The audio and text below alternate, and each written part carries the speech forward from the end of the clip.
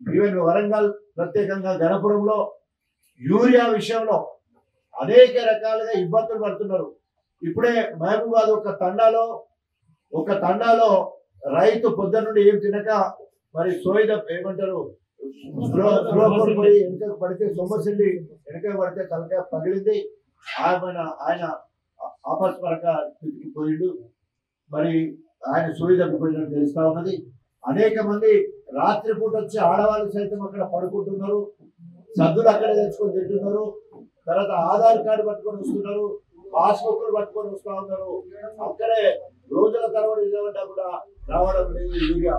మరి సరైన ప్రణాళిక లేకపోవడం వల్ల బఫర్ స్టాక్ ఉంచుకోకపోవడం వల్ల 10 సంవత్సరాలు బీఆర్ఎస్ ప్రభుత్వంలో వివిధ 28 రాష్ట్రాలలో ఎక్కడ యూరియాను వాడుకోకపోతే ఆ యూరియాను తీసుకొచ్చి తెలంగాణలో స్టాక్ చేసుకుని బఫర్ స్టాక్ గా ఉంచుకునేది. ఎప్పుడు అడిగితే అప్పుడు ఇచ్చడానికి సిద్ధంగా ఉండేది. అట్లా కాకుండా యూరియా మీద వ్యవసాయ శాఖ మంత్రి కానీ మరి ముఖ్యమంత్రి కానీ ఇతర మంత్రులకు కానీ ఎవరికి కూడా అవగాహన లేకపోవడం వల్ల ఈ రోజు ఈ వానాకాలం 9,80,000 మెట్రిక్ టన్నుల యూరియా రావాల్సి ఉండే ఇప్పటి వరకు 5,32,000 మెట్రిక్ టన్నుల యూరియా మాత్రమే వచ్చిందని లెక్కలు చెప్తున్నాయి. అవి కూడా ఏప్రిల్ తర్వాత రావడం వల్ల ముందు పక్కదారిన పోయినట్టు, వ్యవసాయేతర అవసరాలకు పోయినట్టు, లేదా కాంగ్రెస్ సంబంధించిన వాళ్ళు బ్లాక్ మెయిల్ చేసి 266 రూపాయల బస్తాను 400కు బస్తా కాంగ్రెస్ వాళ్ళు అమ్ముతున్నట్టు మాకు రిపోర్ట్లు అందుతా ఉన్నాయి. తస్మా జాగ్రత్త, రైతులతో పెట్టుకోకు. రేవంత్ రెడ్డి నువ్వు రైతులతో పెట్టుకోకు.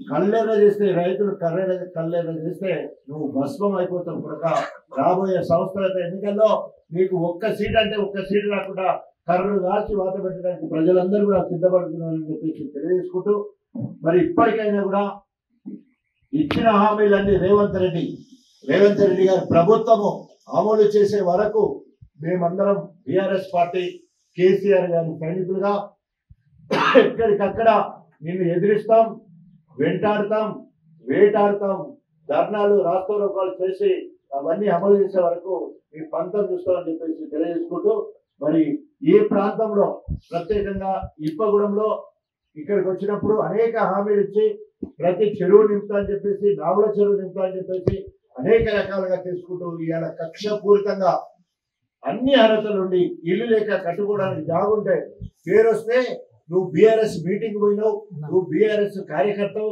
నువ్వు బీఆర్ఎస్ మనిషి అని చెప్పేసి ఒక్కొక్కరి పైన 2 సార్లు 3 సార్లు కొట్టేసినట్టు చెప్తా ఉన్నారు. తప్పకుండా ఇవన్నీ కూడా మా పింక్ బుక్ లో రాసి పెడుతున్నాం. కడియం శ్రేణి ఉడకాయిగా రాసి పెట్టుకో. కడియం శ్రేణి నీ పేరు రాసి పెట్టుకుంటున్నారు అందరూ. గతంలో 1994 నుండి 2004 మధ్య కాలంలో చేసిన నిరంకుశ పాలన, నకిలీ ఎన్కౌంటర్లు, అక్రమ అరెస్టులు, అక్రమ కేసులు పెట్టినట్టు కాదు. ఈరోజు మేల్కొండ తెలంగాణ గణపుర నియోజకవర్గం మెరుపు రవ్వలెక్క మీ ఎంట పడుతుందని చెప్పి హెచ్చరిస్తూ సెలవు తీసుకుంటాం. జై తెలంగాణ. చెప్పుకుంటాడు 15 ఏళ్ళు, నేను 15 ఏళ్ళు క్యాబినెట్ మినిస్టరు, మొత్తము సీనియర్ లీడరు, కనీసము పార్టీ పేరు చెప్పుకునే హీన స్థితిలో ఉండనంటే ఆయన సత్యనభావం కాకపోతే ఇంకేంటి? ఇవాళ చెప్పాలి. ఇవాళ పేపర్లలో చూస్తా ఉన్నాం, స్పీకర్ గారు ప్రసాద్ గారు అందరికీ నోటీస్ ఇస్తున్నారట ఎమ్మెల్యేలకు. మీరు ఏ పార్టీ చెప్పాలని డిమాండ్ చేస్తాడు, నోటీస్ ఇస్తా ఉన్నాడు. ఎందుకంటే సుప్రీంకోర్టు ఇప్పటికే మొట్టికాయలు వేసింది.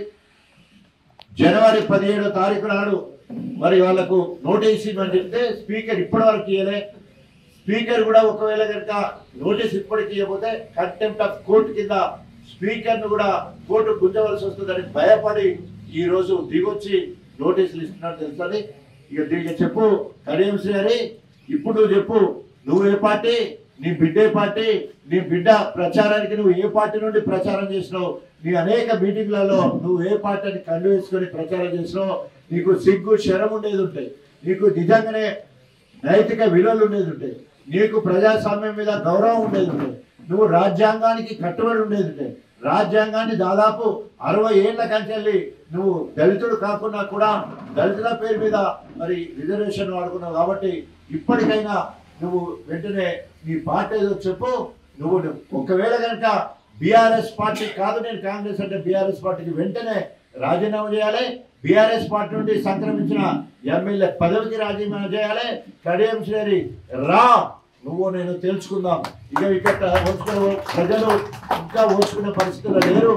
ఎప్పుడు ఎలక్షన్ వస్తాయా నీ సంగతి చూద్దామని చెప్పేసి మా కేసీఆర్ గారు చెప్పినట్టు నీకు రాజకీయ సమాధి చేసి గణపురం నియోజకవర్గం నుండి డిపాజిట్ రాకుండా పర్వతగిరి పంపిస్తామని హెచ్చరిస్తా ఉన్నాం.